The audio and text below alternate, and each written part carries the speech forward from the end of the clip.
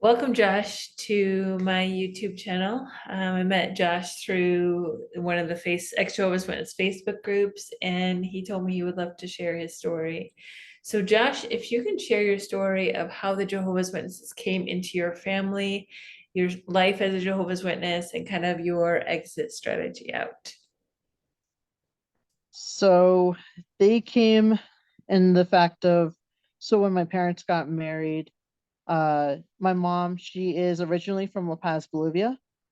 So she had her family come over to take care of me while my sister was born. And so, of course, it's a cultural thing. And when they came to the States to help with the new baby with my sister, they ended up introducing publications and all that to my parents, and it hooked them, especially my dad, because he felt that it was the truth, because my aunt was able to show him verses when they couldn't speak, because she spoke Spanish, he was English, and they didn't have a bilingual relative or friend. So she was able to show him scriptures and stuff. And he just thought it was amazing that you're able to show from not even knowing the language. I think a lot of people can resonate with that. It's especially when somebody has that same language, the shared language, and they can kind of show you what that looks like. So that is where it came in. And then I know you shared that you had two birthdays before your parents became witnesses. So you were 2 years old, like you just said, and then tell us about your life as a Jehovah's Witness. I know you said you are from Colorado, so you grew up in Colorado. Is that where you were? Were you at one congregation your whole life, or just go ahead and tell us the rest of the story?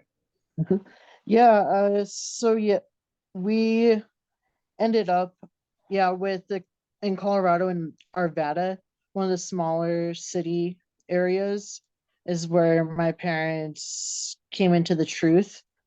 And I ended up growing up, so it was mainly all the gatherings were just the witnesses. There were a ton of kids. So it was definitely, as a little kid, it was easy to um, acclimate and enjoy going to the meetings, because there were special things, like there would be someone that would hand out candy to all the kids as just as a nice gesture, but we would look forward to that after each meeting. Oh, we got to see our friends, when did they show up? So it was very enjoyable and fun, because it was a very kid oriented congregation. But growing up from that, it started putting us into, me and my sister, into a bracket. So, of course, the witnesses say that everyone is equal and we all are serving to Jehovah God and everything, but we're all imperfect and there's cliques. And we ended up fitting into this clique that it was a lot of wealthier families, I guess you can say. So, of course, we were talked very highly. We were a popular family, and it got so intense that people would be like, what, as me and my sister got older, that they would say, I could totally see, my sister's name is Stephanie.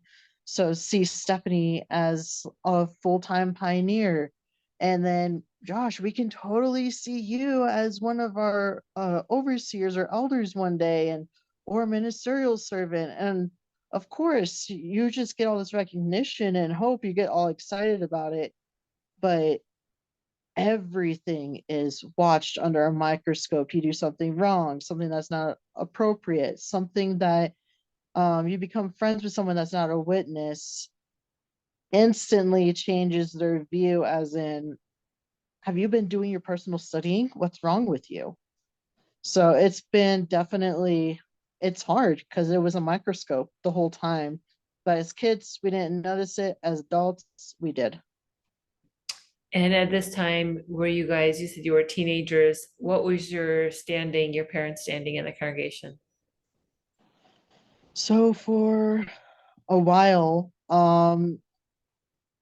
my father was a ministerial servant, And my mom, she wasn't a pioneer, but she would definitely go out in service, and she had her own group of friends that she would go out in service doing the door-to-door work. So that was mainly their standing. My dad, he ended up taking over. He did literature, he did field service reports, he helped with sound, he helped with mics. Um, he helped with also giving talks and being part of the school that was in the congregation. And what was the home life like? So your father was a ministerial servant, your family was like really adored by people. What was like the family structure outside of the JW world like for you as a teenager growing up? Um, as a teenager, it definitely was, I don't know how to describe it, but when we would have parties or have friends over, my parents, when we were like the preteen age, they would say, well, what are you guys going to do? And we would say, well, we're going to maybe go to the pool, or we'll play outside, or do some board games. Well, my dad would put it that if we were to do this, that we can definitely have fun with our friends, have an activity, but we need to make sure that we got all together so we can study the Watchtower and be ready. Because usually it was Saturdays that we could have our friends over because it wasn't a school night. And the next day was all of our meetings. So we'd have to end up corresponding with everyone, make sure you brought your Watchtower. Then we would end up studying the Watchtower to be ready. It was just annoying because all those gatherings were always spiritually oriented. So you would do your watchtower before you played the board games or did the pool party, and you were okay with that. Or everyone had to be okay with that in order for you to have your friends over. That was like the rule that your dad made. And your how many friends were there that came over usually? Oh, so yeah, a lot. Some of the, I guess you can say, popular or higher ranked eldered families were doing that. So my dad, yeah, he made that a pretty strict rule. When we had friends over, it would range anywhere from probably 5 to 20 friends over, because we were kind of, our house ended up being like the get together party house and doing stuff, because they knew how my dad was, what his rules were. So of course all the parents were, oh, that family is very spiritual, so our kids are safe there. And and with that being said, were the kids actually safe? Were there any kind of quote unquote bad things that happened? Was there any underage drinking? Was there any um, sexual misconduct? Anything like that that happened in your house during these parties after, obviously, after the Watchtower got studied? um no, not necessarily. I think that the worst that ever happened that my dad got onto me and my sister about was that there was this, one of our guy, like one of the guys and one of the girls, they really liked each other, and we decided to play flashlight tag. I don't know if you know what that is. So it's just like hide and seek in the dark outside, and you have a flashlight, and if you get hit with the light, then you're out, and then whoever is the last one that's found ends up being the one with the flashlight next. So I don't know if that makes sense. It was a fun game when we were kids, but we had the two, this guy and a girl that were at the park, and we all came back, but they stayed there, and we found out that they stayed with one another, that they were kissing and stuff like that. And word got back to my dad, and so we got in trouble because we went to the park because he knew we were playing outside, but we went to the park instead of staying inside the cul-de-sac. So that was probably the worst. Okay, so that's kind of your teen years. And what was school like for you as a JW?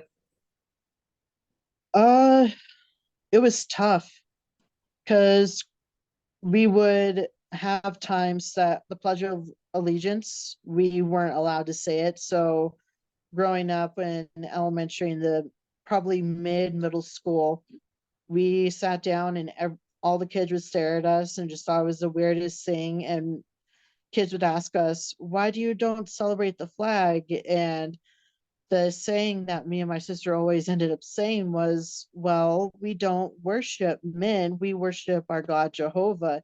And kids were like, what does that mean? So that was weird because some kids just ended up calling us weird Bible people, the Bible kids. In high school, if of course high school, a lot happens with teenagers and kids that they get curious. And so if I wanted to hang out with a certain group of kids, I couldn't because I was worried that I would be told on or said, well, Josh is having a bad association, because my parents ended up taking us out of public school and putting us into a charter higher academic class or school, because several of the other congregations in the area and all these other parents that we knew were sending their kids there. And they were thinking, well, if they're all together, then they can end up being a good support for one another. But it was antagonizing that we friends would be talking and saying, hey, are you going to come over to my house to hang out? Did you want to go do homework together? Or are we going to stay later and go to the library? And because they were um in a sense worldly, not witnesses, we weren't allowed to. But if we said that oh yeah, we will, the kids there would rat us out and talk to the parents, and then the parents would talk to my parents and saying, really, is everything okay? Why is this? It's just a lot of tattletaling and a lot of spying, and it was annoying. And growing up, the age that I'm now 30, and I've reconnected with some of my old high school friends, and there's two guys that would have been my best friends since high school, but I couldn't hang out with them because of being a witness. So that definitely sucked, that I missed out on a type of friendship. Okay, and at what age were you baptized, and what was the situation around your baptism? Oh, I was baptized when I want to say when I was 17, 16 or 17. I think it was. And my sister was baptized on the same day as me. And in the congregation, I grew up and I had the childhood best friend that we did everything like A to Z almost every weekend we'd be calling. And we would have the type of best friendship that we would we would be watching, we would decide that we're gonna watch the same TV show, and we would hog up the line and just leave the phone on, and my parents would come into the living room and be like, are you using the phone? Yeah, my Amanda's on the other line. You're not even saying anything. Why do you just have the phone? Oh, just so we can be together over the phone. It was like that close of friendship. So when around 16 or 17, their family had a dynamic change, that the parents ended up splitting, and just everything changed for them. And my best friend that I loved dearly, her attitude changed because her parents were separated and my parents were still together. And so it was unbalanced, and people were talking about them at the meetings, and it was really tough and hard on her. So because of all of that, I know it's a big explanation, but because of all of those factors coming in, my dad used that as an opportunity and told me and my sister, Satan is running this system of things.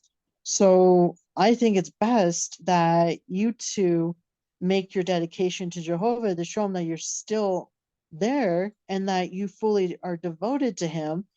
And of course, being as in my parents and hearing others in the congregation saying that Satan got in the middle of their family, the devil split their family, the devil got in their way, and do you want that to happen to you? So me and my sister ended up being baptized because we were thinking, that's right, we want to make sure we're close with God, we want to be with Jehovah, we don't want the devil to split us up. And so it really wasn't a choice. It was, looking back on it, me and my sister have talked about it so many times, it's a bit of manipulation. Yeah, it definitely sounds like your dad kind of coerced you into getting baptized. And after baptism, how did you feel about that? I mean, it wasn't something like, oh my gosh, everyone knew that I was getting baptized. I was excited about being baptized. So you got baptized at 17, and then what happened? Um, every And time your someone, your so, sister was 19? this is my, no, my sister was, she's about like 2.5 years younger than me. Younger. Okay, for some reason I thought she was Younger. older. So she's 15, 14 at this time. Correct. Okay. And how was it like after you guys got baptized? Um, it was probably the same as anyone that would ends up getting baptized. So the congregation makes it a big thing that we're celebrated, that we'll have get-togethers, or we'll have something just to celebrate that we're baptized. Some of the friends will end up buying us buy gifts and stuff like that, and then they would announce it at the next meeting and everyone will clap. You feel so proud. You feel like, my gosh, I made such an accomplishment and I'm being praised for it. And any doubt whatsoever that you had kind of just whoosh, just flies out of your head, because the gratitude is so strong. You feel loved. You're like, I love my life. I love Jehovah. I love my friends. How can this not be the best thing ever? So that's how it ended up being for me and my sister afterwards. Got it. That sounds pretty accurate as far as after baptism is concerned. So after high school, did you end up going to a vocational school? What happened after high school? So after high school, um my dad, he's a creature of habit. So he definitely, when he would go to the office, he always stopped at the same Chick-fil-A on the way to his office, that he Can would talk. can I ask what your dad did? You said he went to the office. So what did your dad do? Do you own a company? Yeah, he worked for, he had his own insurance company. Okay. So as he's going to the office, he was stopped at the Chick-fil-A. Yeah, he would stop at Chick-fil-A, and because they loved him, because he would come in every single morning to get a Coke, it was his thing. And they ended up hiring me on the spot. I didn't have to interview or anything. So of course, since Chick-fil-A was Christian oriented, I ended up working there after getting out of high school.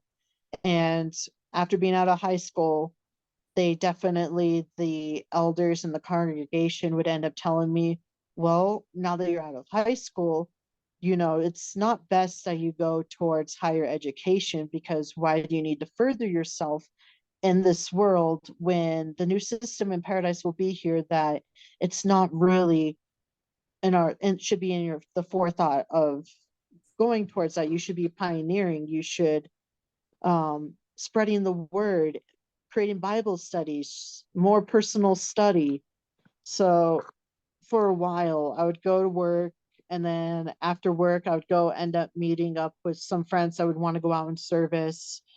And it was just a routine over and over. And it just got so in, like, what's the word? When something, it got repetitive, that I couldn't tolerate it anymore. And so I would try to change my schedule. And I told them if they could change my schedule, do morning, night, just scattered. It'd be really difficult for me to get with them to go out in service. So I ended up doing that to get a little bit of a break, because it was such a push. And then I would end up, the elders would come and talk to me, like one would, and you'd be like, so we haven't seen you in the field service. Is everything okay?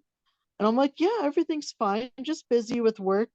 Oh, well, you need to put your foot down. You need to tell them that you put Jehovah first. So if they can't do that or accommodate you, maybe that's not the job for you. And so I was like, yeah, yeah, totally. I get that.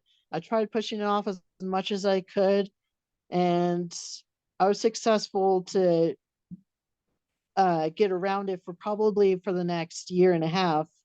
But then after that, my dad ended up having a talk with some of the other parents. And apparently, there was an elder in our congregation that he has a painting company and offered for me a position. He says, so Josh can keep up with his meetings, he's theocratic, and personal Bible study. He can work with us, and then it won't interfere with any of that. So my dad was trying to get me into doing it. And I told my dad, no, I don't want to do it. And he was like, well, let me talk to Randy or talk to the elder and let's see. And come to find out, I'll be making more money. So I was like, okay, fine, I'll do it. And it ended up being a fun job, but I got maneuvered back in too. So you started working for this elder, and then you had to go back out in service more often, make sure that you're doing your study. I'm sure that he's talking to you JW language. I'm sure you're with other JWs too on the in the work field. Did you have coworkers that were other? I'm sure all of them were Jehovah's Witnesses. They were. He had his both of his nephews, his niece. The painting company was completely family, his family. Yep. And so me being added in, and because of the respect that my family was held at, they ended up, of course, wanting me to work with them because of the reputation. How long were you there for? Mm, it was 2 years that I worked for him. That's And a long time. yeah, it was a long time. It grew. I wasn't really happy towards it. And yes, things got maneuvered to um bribe me into doing it, but it was kind of a double-edged sword or a blessing in disguise, because it definitely I could zone in, just put earbuds in and just zone in and paint and stuff like that on job sites, and it was just quiet. It was different locations and everything, but it definitely was, to a degree, it was toxic, because working for someone in the congregation, you see what they're doing, and it's just, I don't know how to describe it, but it's not a healthy working environment after a period of time. Okay, and so that brings you to about 22 years old, if I'm not mistaken, when you quit, or what, did you get fired? What Yeah. happened in 2 years? Um, I I did technically I did get fired. So he ended up talking with his wife, because his wife ended up having a baby. And the time that I was working, she was so busy with their newborn and doing her duties that she needed as a mother. And after that time, she ended up telling him, which he was open and saying stuff that his wife would tell him. Not too personal, but he was open. And he said that she was getting frustrated because she used to have a say in the company. She used to do stuff, used to go on jobs, but now with the new baby and with a toddler, and then the oldest daughter was doing more with school and was pioneering a lot more, she just didn't have that much freedom. So they had a talk, apparently, just the two of them. And he gave reign of being manager and everything to his wife, and he was going to focus on the quotes, going on the job, being the foreman, telling everyone what to do, but hours, paycheck, and times and all that was going to be kept by her. And this communication of the new structure that they wanted to do was not worded.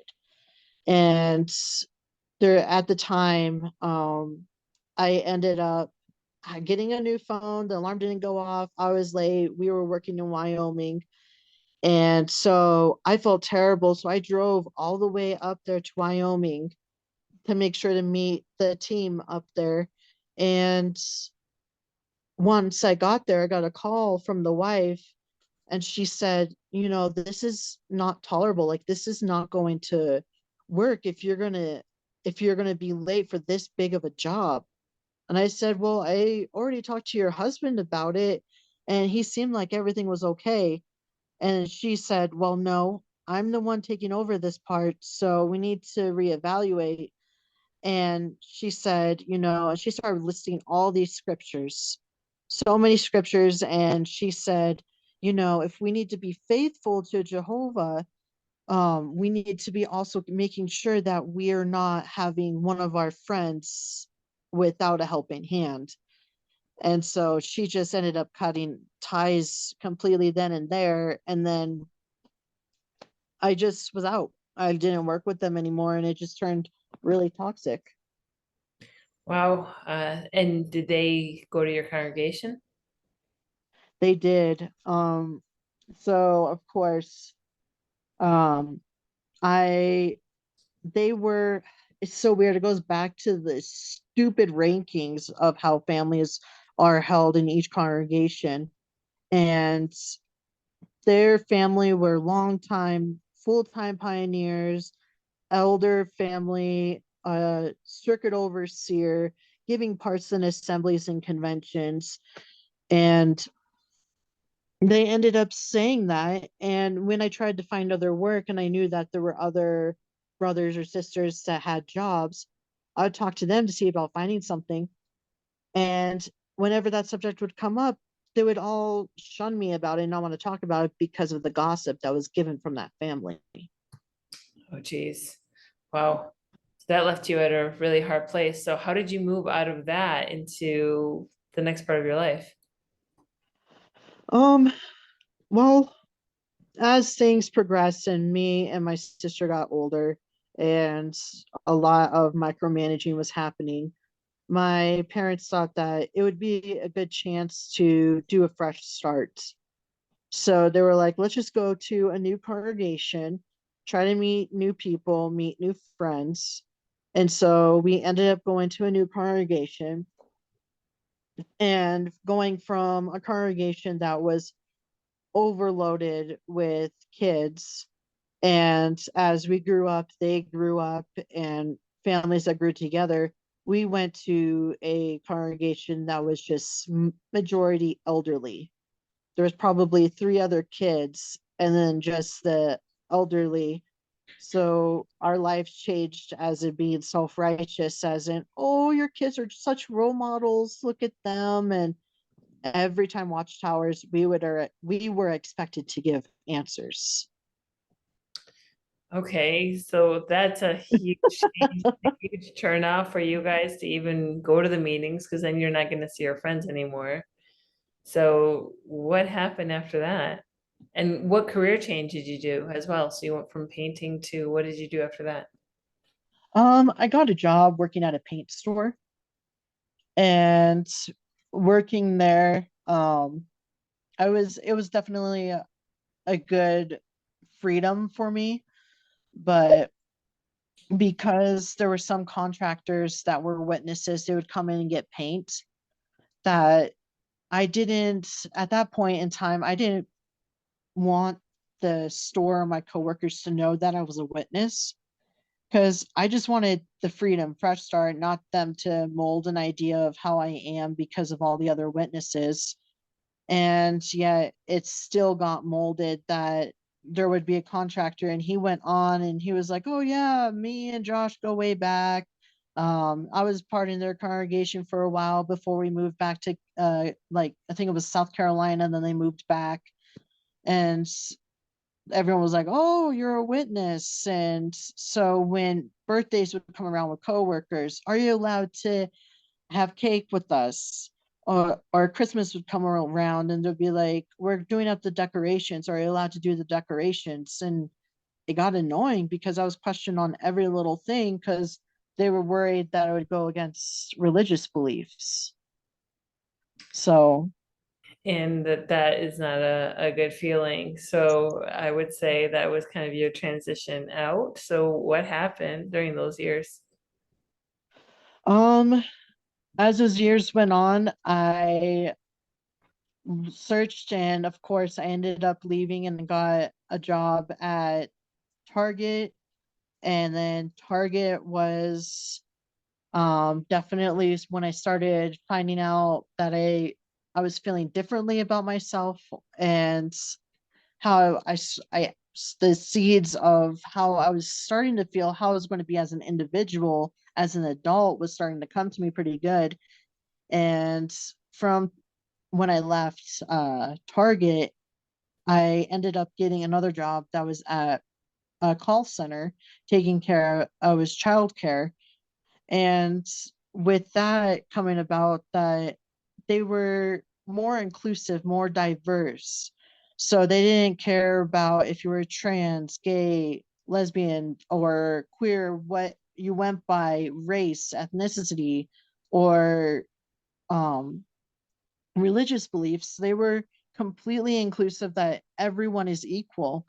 And because of that, it made it a whole lot comfortable that I could start talking to some coworkers and partially coming out to them and telling them all of this. And um, it was definitely a good feeling. But then, of course, things got jumbled up when I had a old friend from another congregation end up coming in, and he started watching everything. So it was hard because life has progressed so fast for me on another scale that it the only way I can put it is a double life, that I was keeping up with meetings, keeping up with appearances, but at that time I had a boyfriend. I was able to speak freely with my coworkers, and being to discover and everyone have this support for me, it was so nice. But then with this old uh friend of mine that was from another congregation that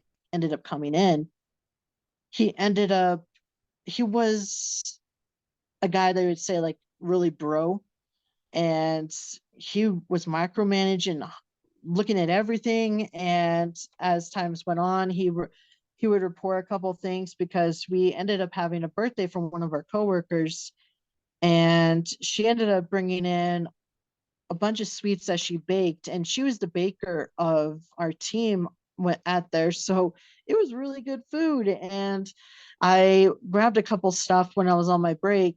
And because of that, he ended up telling my elders. He wasn't even in my congregation, but went to my elders and said that I'm worried about Josh's spirituality because he's partaking in this, and I don't think that he's spiritually strong. And where did that leave you? It left me in the sense of not being fully out, and the fear of, because we I was baptized, the fear when you're baptized, if you do something wrong, and then if it just turns out that you'll get disfellowshipped, you'll lose contact with your family, everyone. They would always drill that into your head that when you're out, no communication. You may talk to your family if it is for business or medical concern. Otherwise, you're shunned. You're not allowed to talk to anyone. And that's just the fear that I had. I didn't want that. I didn't want my parents to stop talking to me. I didn't want to lose the friends that I had and my whole world be turned upside down. And so I just ended up having to maneuver or sly and lie my way with the elders that would approach me and talk to them and get them off my back. And from there, I had to watch everything I was doing.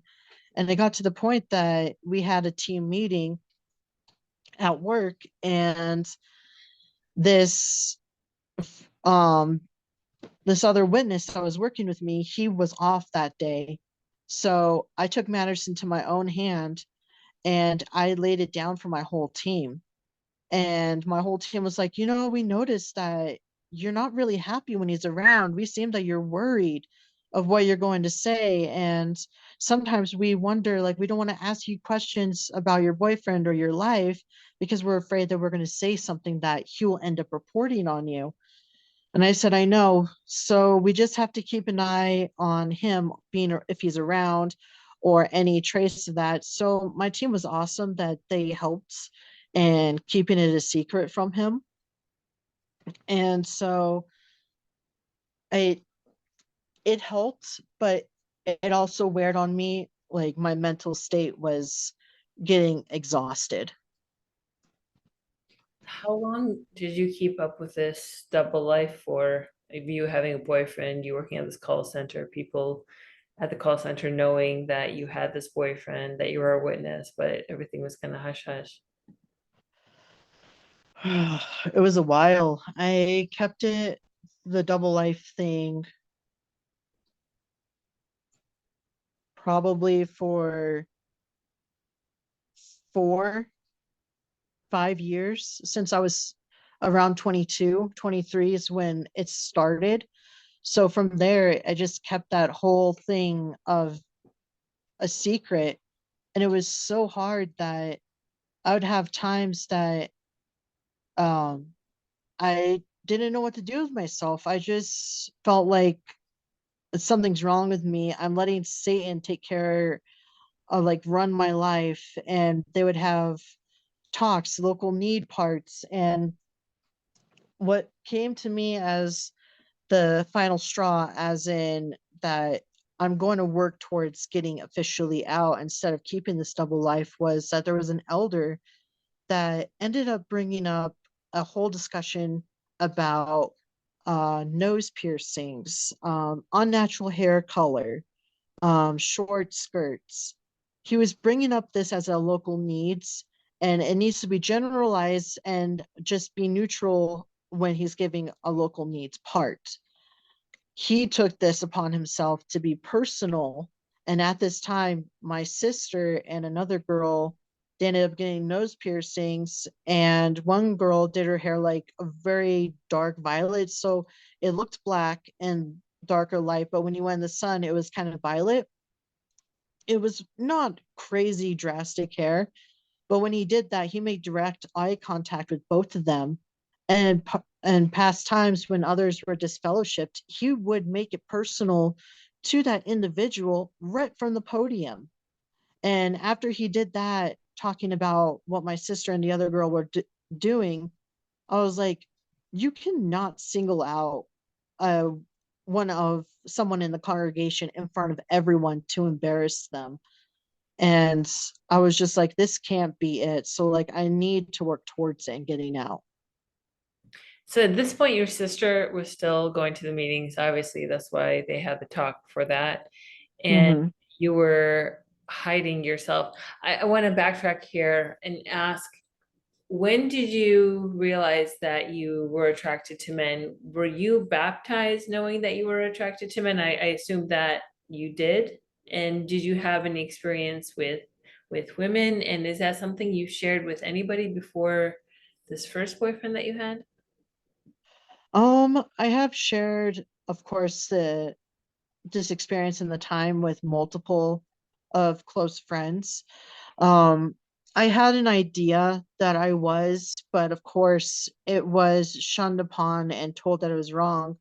And so it definitely hurt my mental state, as in thinking that I wasn't likable.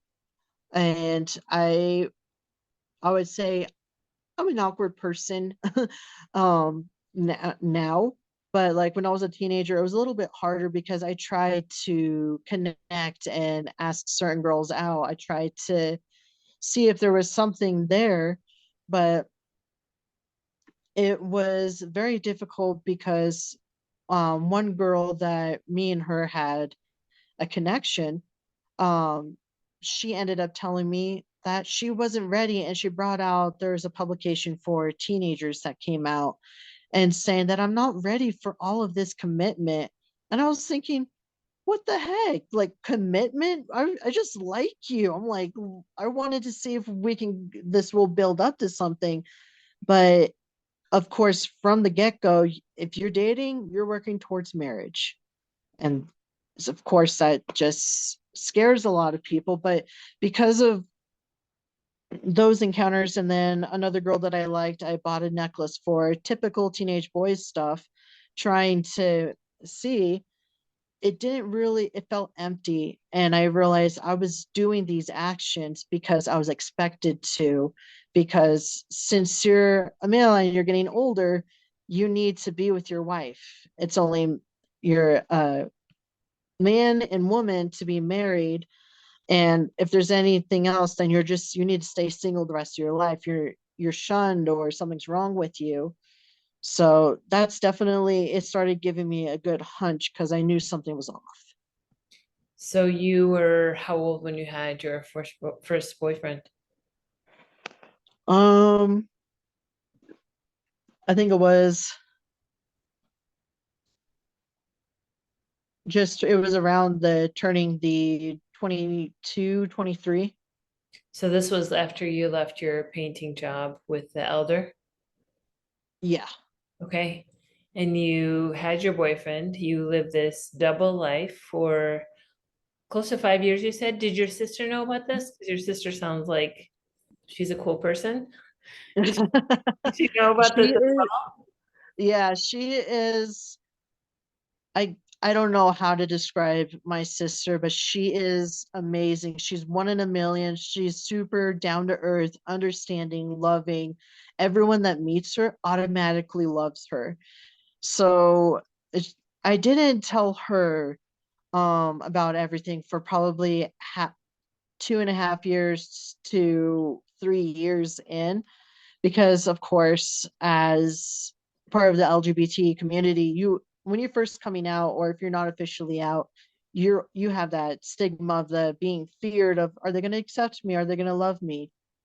But I do remember I did come out to my sister, and it was before I think it was right before she left, the witnesses, that we went to dinner, and I told her, and she gave me the typical loving, I already knew, I had a good hunch, and I still love you regardless. It doesn't matter what others think about you. It matters that you're happy, and it matters that you're comfortable with yourself. And from then on, she knew and she was aware. So at that point, you were still both witnesses. Correct. And How she much? kept us. Oh, for my sister, after that, I think it was maybe a year and a half, and she forced her way out, and because she didn't want to deal with anything, she got disfellowshipped, and so she ended up leaving the witnesses then. That it's crazy that you guys both like kept everything on the down low and still were at the meetings. I mean, you were both living at home, right, with your parents, I assume? Uh, yes. At that point in time, we were still living with my parents, but right when, a year and a half, I believe it was, before she was out, she got married, and her and my brother-in-law lived with us.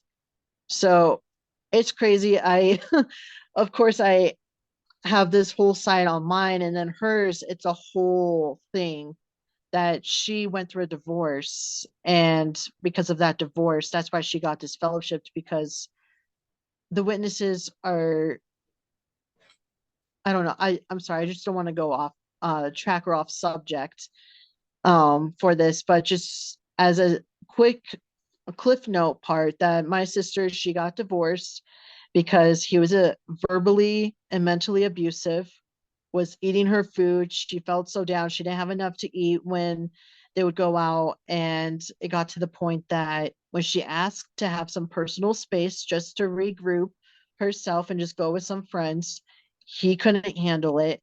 And so she said, you need to stay with your parents. And with the witnesses, there has to be physical abuse or death in order for marriage to be over. There wasn't. And because Even a if that, Josh, I'm sorry to cut you off, even if no, physical abuse is there, that's not even grounds for divorce. It has to be adultery or fornication. Well, fornication. Yeah, So yeah, okay. exactly. So that didn't happen. So what happened after that?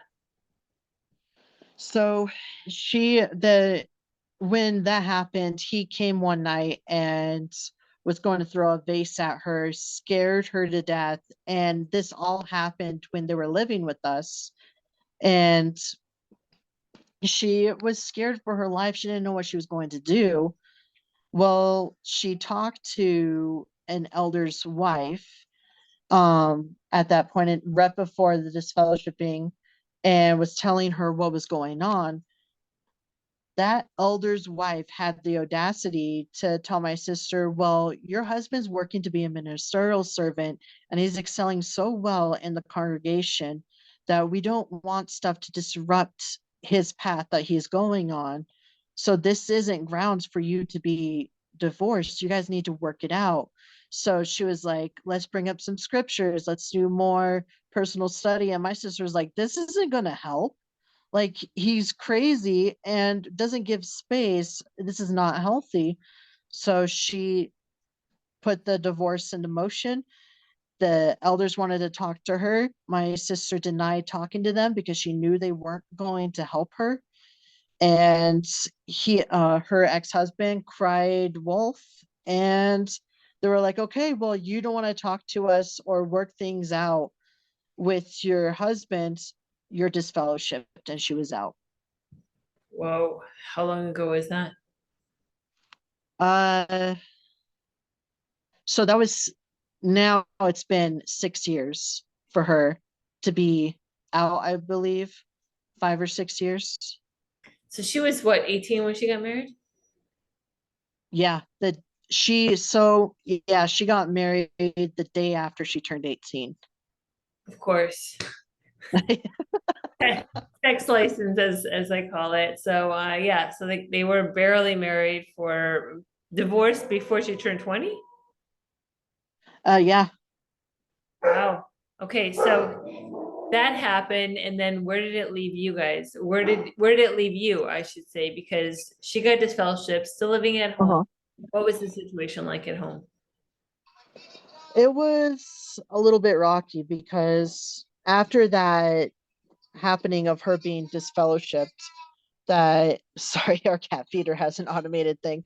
Right. Um, she ended up finding someone when he was her ex-husband was getting abusive.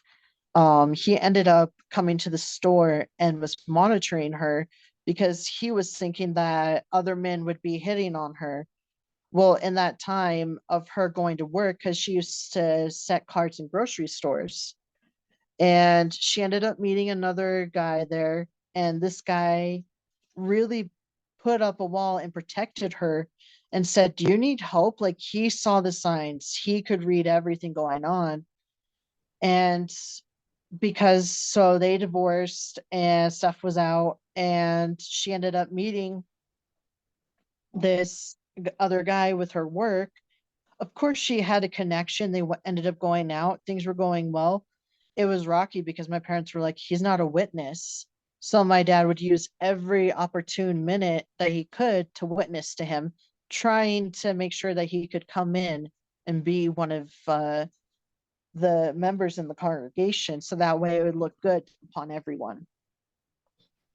But your sister was disfellowship, correct? Correct. So was she trying to get back into the religion at this point? At this point, no, she was she's very as amazing as she is, she's stubborn. Good And for her.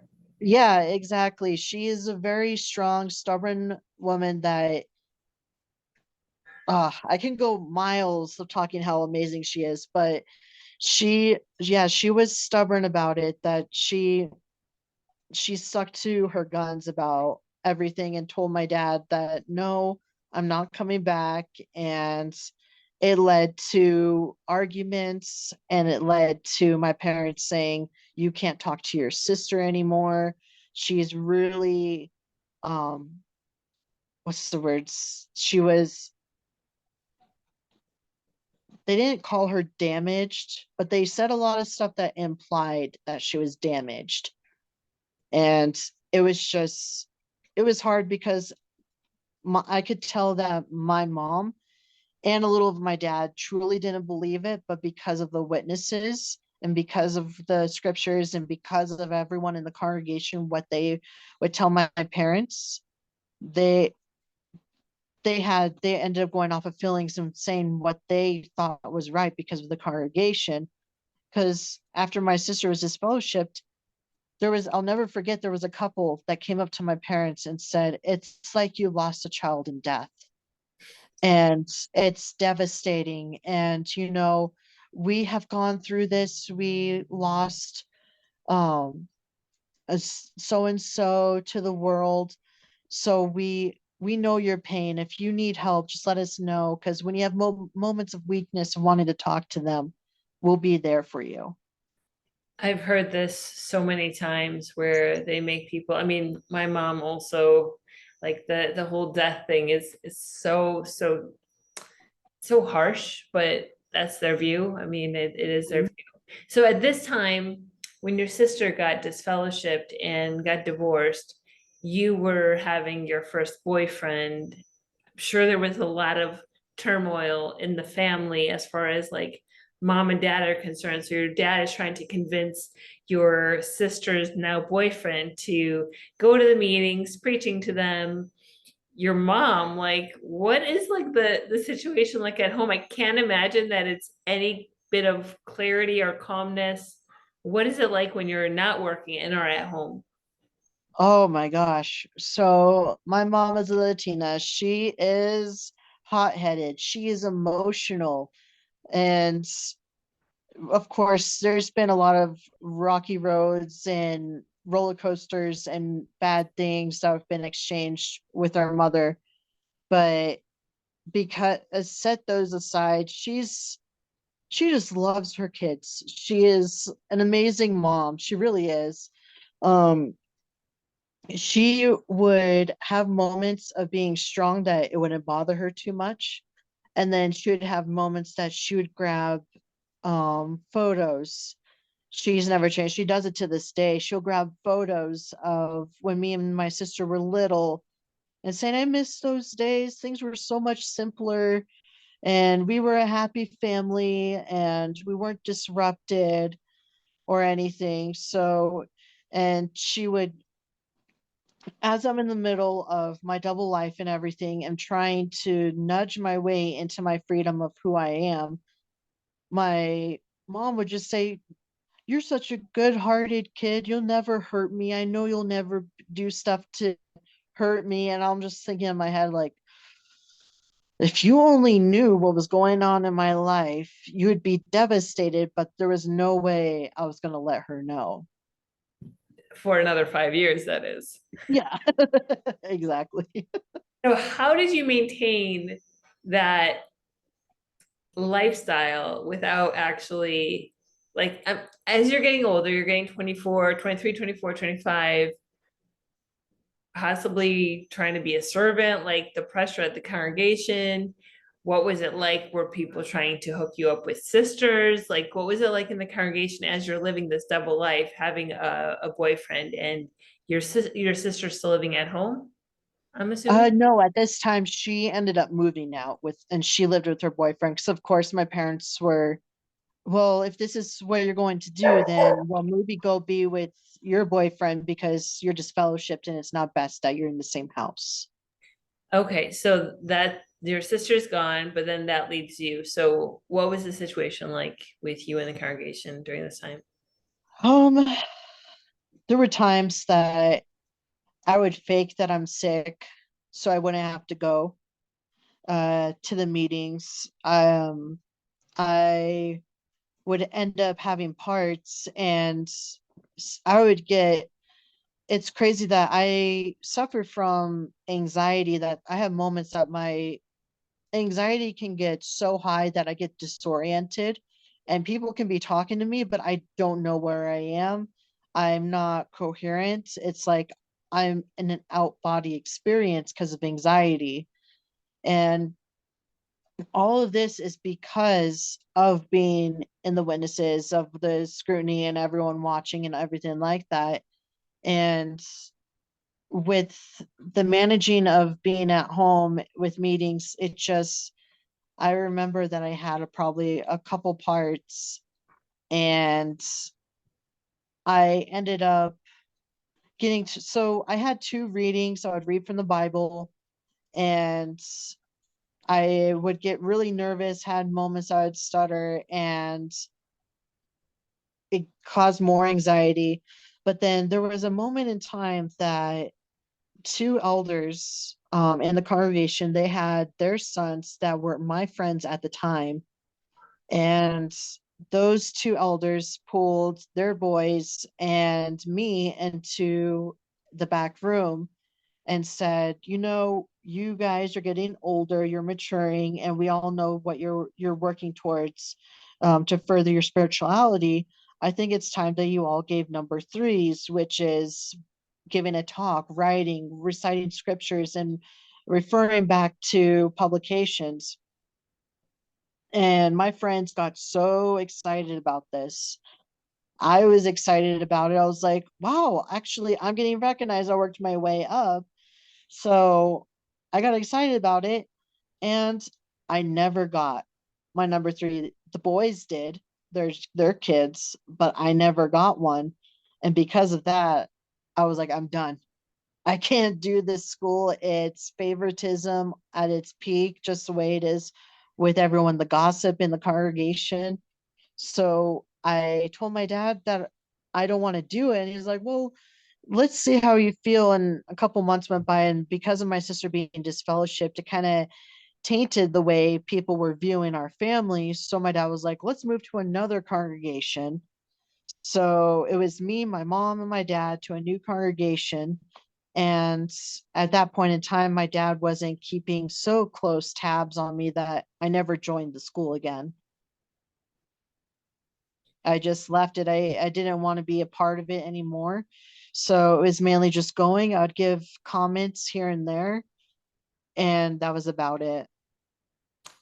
And how did your boyfriend feel about you being a witness all these years? And was it just the one boyfriend, or did you have several boyfriends during this 5 year of keeping it a secret? And Um, what was the situation well, like with them? yeah, I so the first boyfriend, he wanted more. He wanted to introduce me to his family. He wanted to meet my family, but because of being in the closet and everything, it ended up breaking off, and he ended up leaving it. We left it on good terms, but of course, as time went on, I met someone else. And this boyfriend that I had, I the double life was getting very stressful, so I introduced him as a friend to my parents, from work, and made a whole backstory so that he could fit in. And I was thinking my parents need to know him, but not see that what I'm hiding. So I had this going on. And when my sister, which at that point in time then was married to her new boyfriend, they ended up getting married. Um, this My boyfriend at that time would helped with getting a discount because he worked at a furniture store. So he helped on getting couches for my sister. And he was introduced to my parents, and my parents, I think, met him once. My mom, because he was Hispanic, automatically loved him and thought he was a great guy. But as each time I'd go to hang out with him or say, I had to throw in there, um, I'm going to listen to the meeting over the phone at his place so that way I don't miss meeting. And then my dad would ask questions, how his family. And so some things would come up with my boyfriend that I would tell to my dad, and my dad would be like, well, take this Watchtower, take this article, take the Bible with you. I had to go along with it. So I was able to go along and get away with it because I was telling my parents, I'm witnessing to this possible witness. This is my Bible study. when it was just my boyfriend that we would go to movies. We were going out, hanging out with friends and having good times. Didn't what normal couples would do, baked cookies, did all of this stuff. And my parents thought that I was witnessing to him. This might be the best coming out story I've ever heard. This is awesome. Like your parents knew him but didn't know that you guys were together. So how were you able to come out to your parents, and what happened in the transition of you leaving the religion? So, um, right on the tail end, yeah, because COVID hit and all meetings turned into video calls. So they were Zoom meetings. So they were organizing, and talks and everything were given by one elder at their house. And then Watchtower studies would be given at, and everyone would do everything by webcam online because the society took the pandemic very seriously, saying we don't want you to associate with anyone. And then anyone that's at high risk of immune or getting sick, the ones that are healthier, we will organize and put groceries together and take groceries to those families. So with that going on was the biggest crack and opening for me to get out, because it got to a point right before the pandemic happened, probably I would say maybe 8 months before the pandemic or so.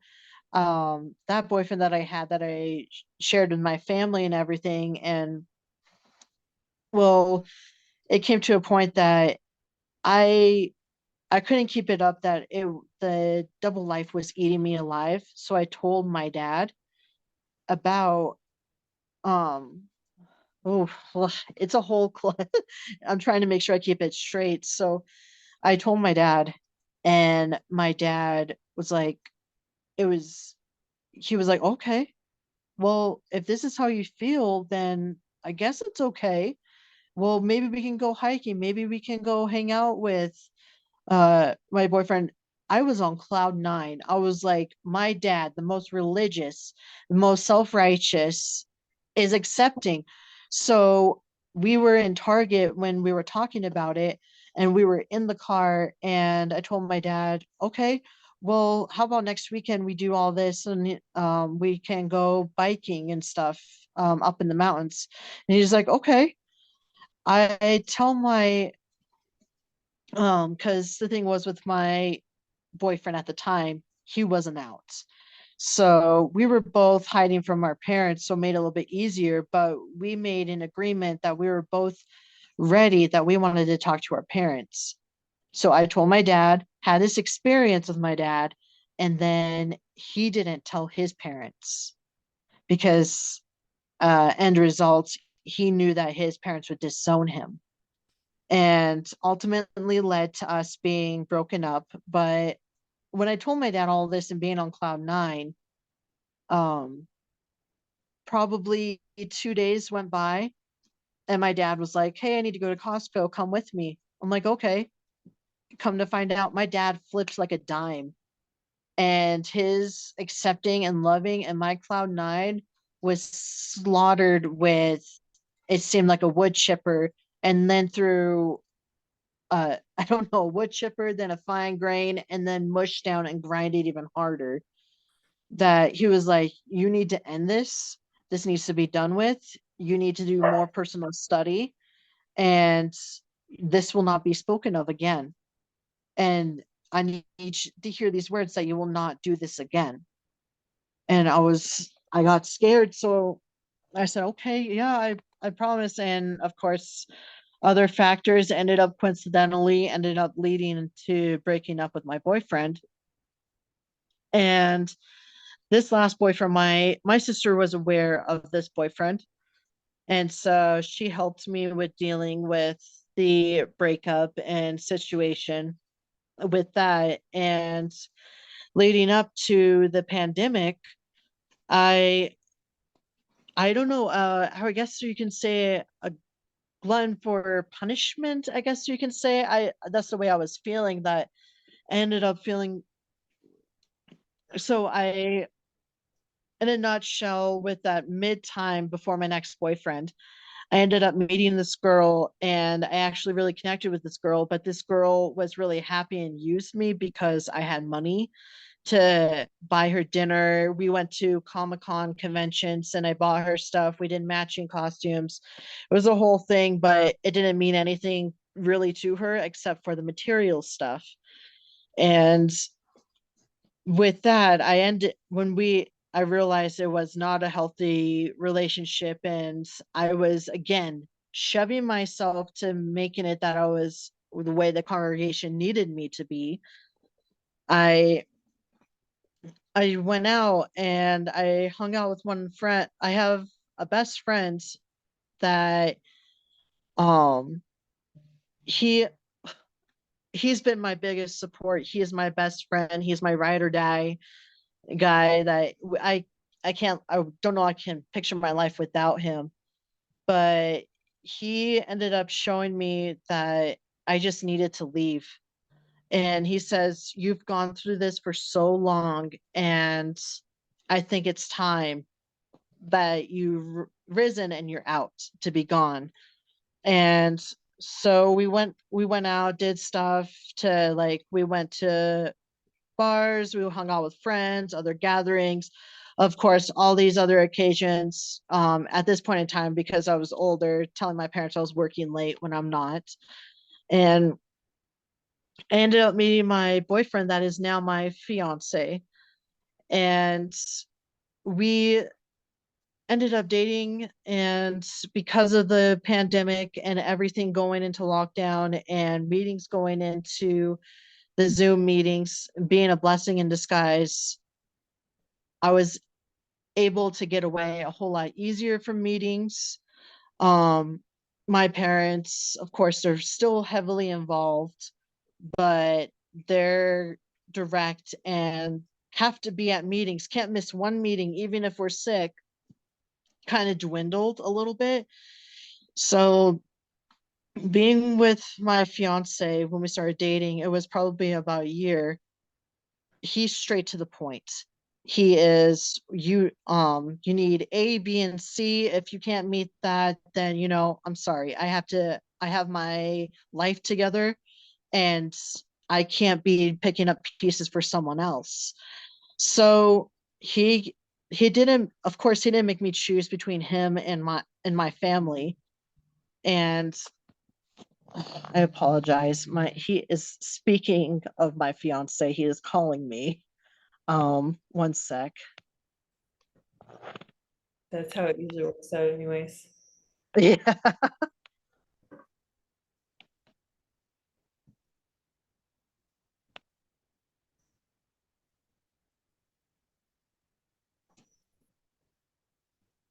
Yeah. Sometimes, if I'm in the middle of something, he'll keep calling if I don't answer because he gets worried, and then he's just like, "What are you doing?" And I'm like, I tell him, he's like, "Oh, couldn't it be that easy?"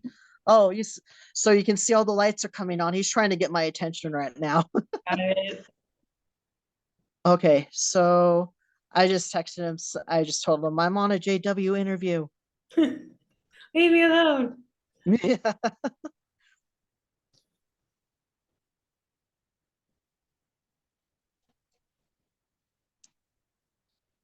Okay.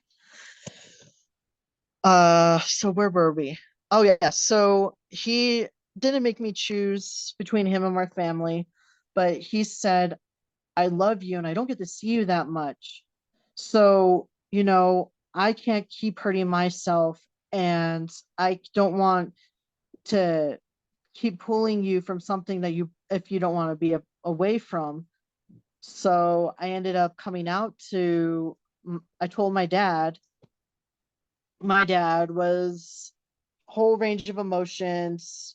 He got upset. He says, "I'm losing my son. I am going to have to process losing you and process that you're going to this system and I'm not going to be able to take care of you anymore." And then I was going to tell my mom about this, and because my dad was upset and my dad ended up being petty, which still upset about, he went and told my mom about the whole situation and painted a whole picture for her in her head. And when I told my mom, it was so difficult. Um, my mom, she was, you're just confused right now. She gave, of course, I watched so many coming out videos, interviews, such it was textbooks that you're just feeling alone. You're not finding the person that you're connecting with, but you just have to be patient. You'll find that person, meaning I'll find that girl. And maybe you need to go out and field service more. So if you go in field service, you'll find other friends, and then maybe that friend will introduce you to someone. And Gee, she's just trying to do her motherly thing in the congregation and pulling that card. And I said no. And it came to a point that I was eating dinner with my parents, and my dad was just like, if this is the life you're going to do, you can't go to meetings. You can't be a part of this. And I heard those words, and those words should, I was feeling at that point in time, feel hurtful. And, but it was like the best thing. I was so happy to hear my dad say that because it was easier than fighting with him to be out. So from that point, I stopped going to meetings altogether and thought things were going to be okay. I had friends that I've talked to. So I had another set of three friends that were witnesses for 15 years. I ended up lost them over Facebook. They unfriended me and blocked my phone number because my dad decided not only tell my mom that I was out, told my friends, and my friends of 15 years cut me off. And of course, as you probably heard for so many, zero communication, like I'm nothing, dead to the world. And now at this point in time, I am out. I am living with my fiance, and it's been 3 years now, past October. wow. What a story of coming out. That's super wild. And I know you said your sister is super supportive, which is Yeah. fantastic. It's only been 2 years since you've gone away from the JWs. I mean, do you still feel like you're still dealing with some of the brainwashing that is involved in it? Yes. So it's been a whole thing that my fiance, he is, I words cannot describe the love that I have for this man, because it's been a stigma that I didn't know how birthdays went. I didn't know the traditions of Thanksgiving, Easter, a Christmas, none of that. And he I never went to Vegas because of course in the congregation, a lot of witnesses, you're going to Vegas? Is it to see family? Oh no. Then what business do you have going there? That's sin. Anything that's just gambling and drinking, it's nothing but sin. And honestly, Vegas is a lot of fun. It's definitely something everyone should do. But for my birthday, my first birthday with him, as when I moved out, he took me to Vegas. I had family that were not witnesses that were not allowed to talk to. He pushed me into reconnecting with them that now I've been doing holidays with. I'm in regular contact with them. They are all ecstatic. They love my fiance because of course they're Texan, he's Texan, and just because he brought me back to my family. So it's been a complete 180. That's awesome that you actually have some family still that love you unconditionally, not conditionally. And your parents Yeah. haven't spoken to you in 2 years. Did you end up getting disfellowshipped or did you disassociate yourself? I disassociated myself, and my parents, from what they went through with my sister, it definitely took a toll on them. So they didn't want um that to happen again, I take it. But it definitely, this go around, it was hush hush, and no one really noticed because since it was Zoom meetings, it was an easier fade out because it wasn't in person at the Kingdom Hall. Got it. Thank you so much for sharing your story. And I would love to connect with your sister. I'm sure her story is a whole nother crazy interpretation of yours, just a different end. Yeah. Is there anything else that you would like to share that you felt like you missed out on or missed an opportunity to talk about? Um,